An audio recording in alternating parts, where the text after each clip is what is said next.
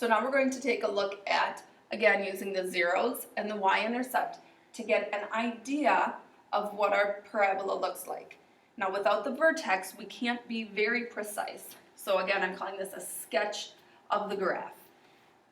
So first we need to determine our zeros or y-intercept. Either order doesn't matter. You just need both of them before you graph. Substituting 0 for y and solving for x, we're going to use the zero product property. 2 cannot equal 0, so we just drop that. Either x minus 1 equals 0 or x minus 6 equals 0. First equation, adding 1 to both sides. Second equation, adding 6 to both sides. And writing our answers as ordered pairs, we get 1, 0 and 6, 0. Second step, we need to determine the y-intercept. This is where we substitute 0 for x, or both x's, and solve for our y value. So we get 2 times negative 1 times negative 6. 2 times negative 1 is negative 2, times negative 6 is positive 12. Writing that as an ordered pair, we started by substituting 0 for x, solving for 12 for y. Plotting our points and making a sketch of our graph, or getting a general idea of what this looks like. I'm going to start by plotting 1, 0 and 6, 0.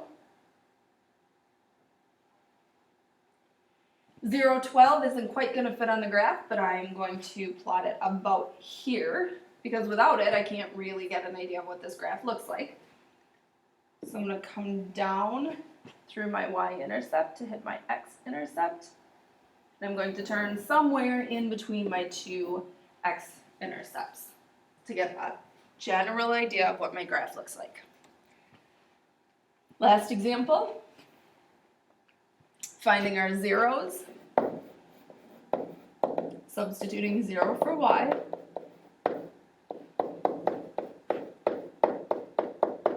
dropping that coefficient because it doesn't have a variable. I set x minus 4 equal to 0, or x plus 3 equal to 0.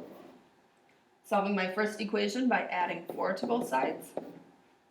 Solving my second one by subtracting 3 from both sides. And setting up my ordered pairs, 4, 0, negative 3, 0. To find our y-intercept, we substitute 0 for x.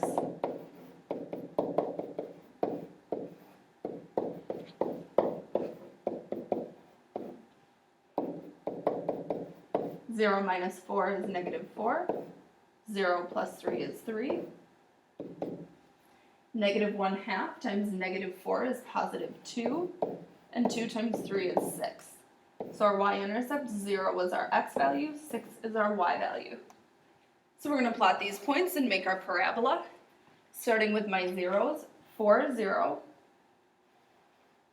and negative 3, 0. My y-intercept, 0, 6. Now notice that my y-intercept is above my x-intercepts and in between them. So this graph will open down.